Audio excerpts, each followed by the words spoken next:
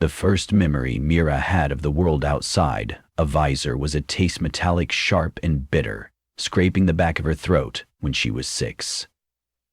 That was before the skies changed color, before the warnings scrolled across every wall-sized feed, ordering citizens indoors, while acidic winds stripped the paint from the last daylight trains. People used to tell stories about sunlight in the open air, picnics and playgrounds. Mira remembered only the bitter tang of that final gust. Ivo, born 2 years later, never inhaled an unscripted breath. By the time the siblings reached late adolescence, the veil was law. It wasn't advertised that way, of course. Official banners called it the Great Unification, promising personalized reality, endless possibilities, and guaranteed safety from atmospheric corrosion. But what it really meant was mandatory neural tethering. The placement of a glossy black headset over every citizen's eyes and a nutrient line that clicked into their upper arms. Entire apartment blocks were retrofitted as repose centers, stacked pods with biometric cushions for the permanently reclining. Government agents, monitors, circulated through the corridors, scanning for malfunctions, cataloging pulse rates, logging length of immersion. Inside the veil, Mira and Ivo built themselves a home on an impossible white sand beach under lavender skies. Their parents, logged in elsewhere, visited occasionally as flickering projections. They were too drained by the sedation schedule to shape persistent avatars. So the siblings relied on each other, compiling code they purchased under the table, modding the simulation to feel more tactile. The bite of a cold drink, the warmth of a campfire. Every other sensation, textures, flavor, even the heartbeat rumble of distant thunder was synthetic. Then one morning, as code-generated clouds gathered above their beach, thunder cracked. A fine drizzle drifted down, silver beads that never stung or soaked. Mira shut her eyes anyway, reveling in the illusion of coolness. A second later her nostrils flared. An aroma curled through her brain. Wet soil, crushed leaves, stones struck by water. Petrichor. But it felt wrong. Too jagged, too alive. The veil's weather module couldn't replicate. Scent olfactory input was memory-based, borrowed from recorded experiences to prevent neurological overload. But Mira had never smelled real rain. She blinked and saw Ivo staring at her, his mouth open. "Do you smell that?" "Yeah," she swallowed, taste buds tingling. "That... impossible." Ivo dismissed the ambient menu. "Scent filters are disabled," he said, voice drifting toward a whisper. "They must be running maintenance."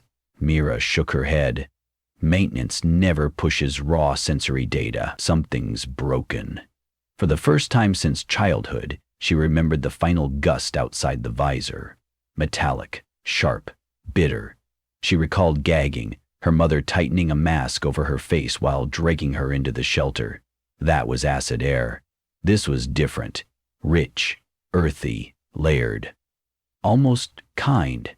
A new rumble shook the virtual beach, and the siblings' shared locale glitched. The sand flickered to wireframe, then returned. Systems were deteriorating. Mira leaned in. "We need diagnostics." Ivo sighed. "Monitors will cold reboot our pods if they detect unauthorized queries. The last thing we need is a memory wipe." But curiosity dug its hooks. They pulled up a private interface, something they jury-rigged years ago to slip between environments. The sense feed was overflowing with error messages. External_stimuli detected. Jass's breach possible. Hearts climbing. They latched onto a micro-camera patch they'd hidden behind a false partition in their pod. The live feed from the physical world stuttered, finally stabilizing on a dim hall with flickering lights. A door near the ceiling hung open, a vent cover pried loose. From the gap seeped a thin snake of mist. Every few seconds, droplets splattered onto the corridor floor, smoking slightly acid rain, as lethal as always, yet intertwined with the corrosive plume was something else. Vapor lines no longer acidic, filtered somehow, mild enough to carry the fragrance Mira and Ivo had just inhaled. "You seeing this?" Ivo asked. "Yeah, the leaks above our bay 3rd level." She felt the jolt of an idea tearing through her caution. What if the outward vents got neutralized accidentally? Some chemical process they didn't anticipate. Ivo's gaze darted. You think there's breathable pockets out there? Maybe. At least non-lethal for a few minutes. He bit his lip. Risk of dissolution is still 90+%. Clothes, skin, alveoli. Yet we smelled rain. The veil has no driver for that. Which means reality just broke through. They silenced the feed and returned to their beach long enough to orchestrate a plausible lockout sequence. Chronic neural fatigue required occasional maintenance rests by law, but anyone who stretched those rests beyond 2 hours triggered an alarm. They'd need stealth and speed. Mira tightened her fists, feeling the faint squeeze of pod restraints translated by haptic relays. We go out together. If anything goes south, we jack back in immediately. Deal. The siblings issued soft commands. Exit sequence, confirm, authenticate. A shrill chime rose, and then the beach dissolved, replaced by blackness speckled with static. Their bodies jolted in their pods as the tether slackened. Eyes open to the real world, grainy fluorescence, humming servo, stale antiseptic. Their muscle mass was diminished, spans of ivory skin clinging to bone. Even the act of flexing toes felt foreign. The room contained 60 pods stacked 5 high. Most occupants slumbered, headsets blinking. Mira detached her nutrient line, wincing at the small bead of blood. Ivo followed, face clammy but determined. The mist lingered, pale strands drifting from the ceiling vent to the floor drain. Mira raised her palm into the cloud. No immediate burn. The air smelled exactly like the glitch. Soil, verdant moss, stray ozone. Something had changed in the outside environment. The acidic compound had partially neutralized. Or had they stumbled onto deliberate filtration? They staggered toward the vent ladder. Footsteps echoed in the corridor beyond. A monitor on patrol. The siblings hid behind a pillar of pods until the suited figure passed, scanning each occupant's vitals through a wrist console. They waited for the echo to fade. Mira whispered, "We climb 2 levels and exit through the ventilation hatch. It's wide enough to crawl." "But where?" Ivo croaked. "Up. Toward the roof. We test every chamber. Maybe algae towers have started working. An experimental system once proposed. Bioengineered algae fields to absorb acid gases and replenish oxygen. But budgets had collapsed before mass deployment. They ascended quietly, shaking from unpracticed motion. Inside the shaft, rivulets trickled down the metal. Where droplets struck their skin, nothing burned. Ivo ran a finger across the surface and sniffed. Water, faintly metallic but survivable. 10 meters up, they reached a junction. Cold moonlight filtered through a broken grate. Wind hissed. Mira touched the edge carefully, expecting the familiar sizzle of acid. The grate was damp but intact. No corrosion holes. Ivo's breath hitched. Either the rain's diluted, or someone's cleaning it. They pushed the grate and emerged onto the roof of the repose center. A flat sprawl of concrete panels and sensor arrays. The sky above was charcoal, swirling with low clouds. Lightning flashed, but the thunder that followed sounded less menacing than the VR echo reel, but distanced. Rain spat onto their faces, cool stinging slightly like soap in the eye, yet skin remained unscarred. "Look." Ivo pointed across the cityscape. Amid the derelict towers rose plumes of faint green luminescence. They pulsed rhythmically, like exhalations. "Algae pylons," Mira whispered. "I thought they canceled the program." They navigated across the roof, using maintenance ladders to descend between structures. Street level was flooded in ankle-deep water, glimmering with oily residue but lacking the aggressive hiss of acid storms. Structures still bore scars-flaked metal, pitted facades, but fresh corrosion seemed halted. As they advanced, they noticed rippled membranes stretched across alley openings, makeshift filters woven from moss and polymer mesh. The air immediately beyond each membrane felt cleaner, easier to breathe. Someone was patching the city into zones breathable corridors laced through decayed districts. They reached an intersection where a cluster of streetlights flickered. Underneath, a young woman armed with a handheld sprayer was misting the lamppost base with emerald solution. She spun, startled by approaching footsteps. "Back inside, citizens," she hissed. Monitors patrol at dawn, and curfews not revoked yet. Mira raised both hands. We just disconnected. We smelled rain. We followed it. The woman's eyes widened upon seeing the siblings' thin frames and still attached tether nodes. First-timers, her tone softened. My name's Rhea. You've stepped into the aerate. The what? Ivo asked. A network of breeding zones. Rhea tapped the lamppost. Algae cultures seeded in abandoned infrastructure? They eat the sulfur and nitrous acids, release oxygen, and trace aerosols. What you smelled ruined the Vale's isolation protocol. She grinned. That glitch was our open invitation. Mira's heart pounded. Who's our? Those who stayed topside after the mandate. We refused to vanish into pods. Some of us were researchers on the Atmos renewal teams. The government scrapped our funding, but not our resolve. Rain intensified, droplets fat and heavy, but they landed softly, lacking poison. Rhea adjusted a hood. Storms pure enough for skin contact inside the aerate perimeter, but avoid runoff channels. Older acids pool there. Ivo stared upward, as if greeting an alien sky. Why haven't you broadcast this? People think the surface kills on contact. Rhea's smile faltered. We tried. Broadwave towers were seized. Anyone hearing the message while tethered was scheduled for cognitive realignment. Monitors cannot allow mass exodus. They lose control. The siblings exchanged glances. So what now? Mira asked. You either return to your pods and pretend nothing happened, risking memory sanitation, or you stay and help expand the aerate. Rhea eyed their frail forms. You'll need physiotherapy, real food, training. But we always need hands. Mira inhaled the damp night, the smell of living earth for the first time. Decision crystallized. We stay. Ivo nodded with conviction that surprised her. Together, they followed Rhea through a maze of neon algae tubes threaded along walls, glowing softly. She explained the science in clipped phrases. Engineered Clorox strains, sequestering heavy ions, exhaling lightning patchwork of UV-tolerant moss carpets, capturing residual toxins. Factwork of UV-tolerant moss carpets capturing residual toxins.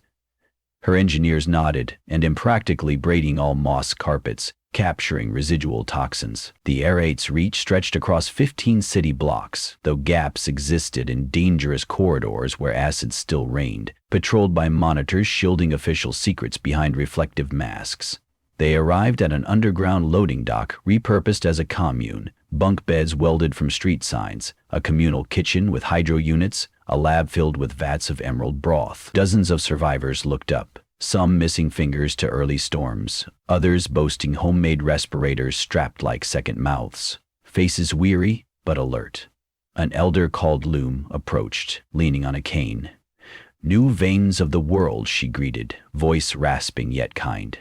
Tell us your names, Mira, Ivo. Loom's gaze penetrated them. You may think the atmosphere is healing on its own. It is not. We force patches, wrestle every cubic meter back from acidity. The veil restricts human senses, precisely to prevent this realization. We need more wrestlers. Will you fight? The question felt ceremonial, a rite of acceptance. The siblings spoke in unison. Yes. Training began before dawn. They ingested nutrient-dense roots that made their stomachs spasm, used to the soft intravenous feed. Muscles screamed as they practiced climbing scaffolds, deploying algae film across air intakes, patching gaps in the breathable network. On the third day outside, Mira awoke beneath a corrugated roof to real birdsong, sparrows that had nested in a balcony shielded by aerate coils. She almost cried. Ivo was already up, assisting a tech named Sagan to reprogram an old delivery drone. They angled its rotors to spread algae spores wherever acid pockets lingered. But danger crept alongside hope. Monitors combed the districts, guided by sensors attuned to unauthorized motion. One afternoon, a siren howled. Surveillance orbs swept down the avenue, scanning. Fall back, Rhea commanded. The commune scattered into predetermined hideouts.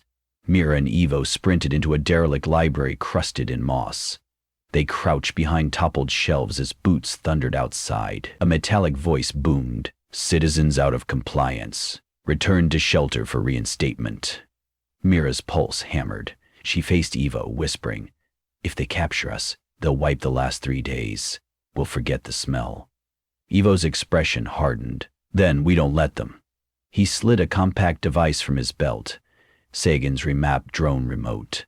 They'd fitted drones with photonic strobe modules to overload visor optics. Ivo cued a series of commands. Outside, 3 drones zipped from shadows, circling monitors and blasting pulses of white-green light. Shouts erupted. The visor glass the monitors wore wasn't insulated. Sparks flashed as circuits fried.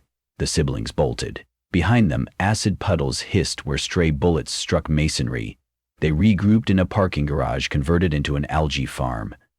Rhea surveyed damage. 2 drones lost, no casualties. "We're getting sloppy," she muttered, locking eyes with Mira. "We can't stay fragmented. We need to ignite the whole city." "How?" Mira asked. "Hijack the Veil's central broadcaster.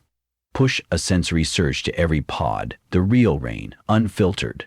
Show them it no longer burns." Evo exhaled. "You want to replicate the glitch across millions of tethers?" "Exactly," Rhea replied.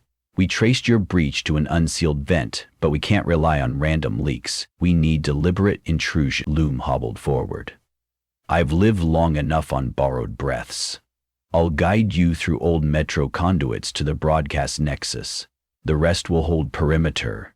The siblings accepted. Next dusk, they descended into tunnels that once ferried commuters. Now ankle-high streams cut channels through mineral sludge. Loom navigated by memory, lit by bioluminescent markers the A-Ray had placed years earlier. At a sealed door emblazoned with National Immersion Authority, Loom produced a code chip. "Stole this during my tenure as chief engineer," she confessed. The lock clicked. Inside lay rows of servers and one colossal transceiver dish pointed roofward through a maintenance shaft. Screens projected a mosaic of 90,000 VR instances, the dreams of the sleeping city. Ivo found the olfactory subroutine, dormant yet preserved for future updates. They never finished smell integration, but the kernel's there.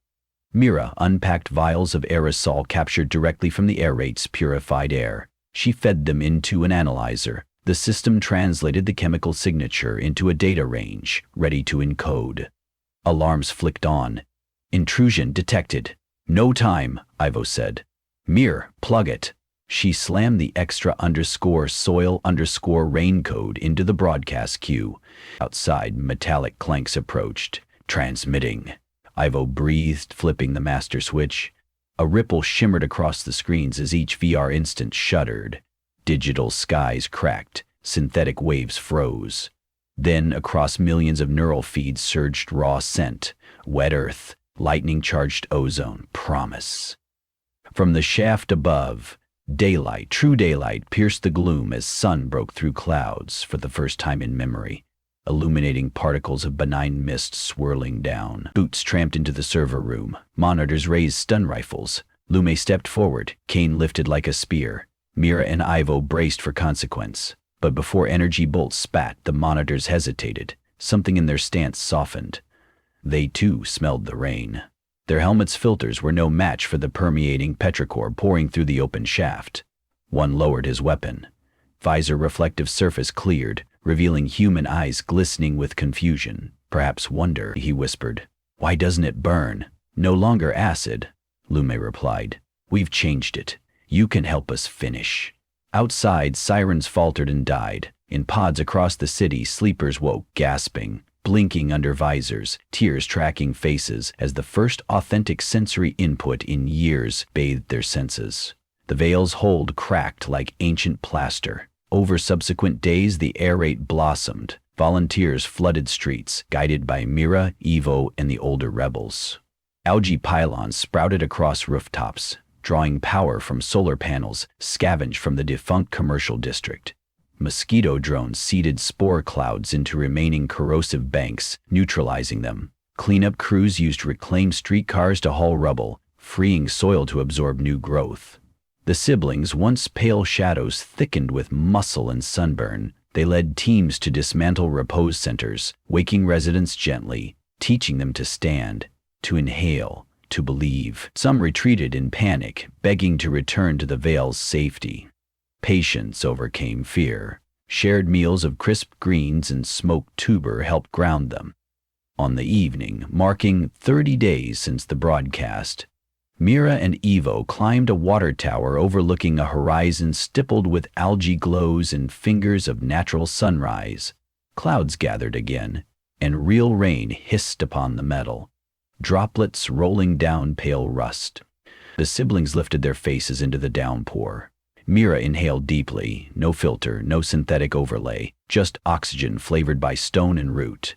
She remembered the last breath of childhood, metal and panic.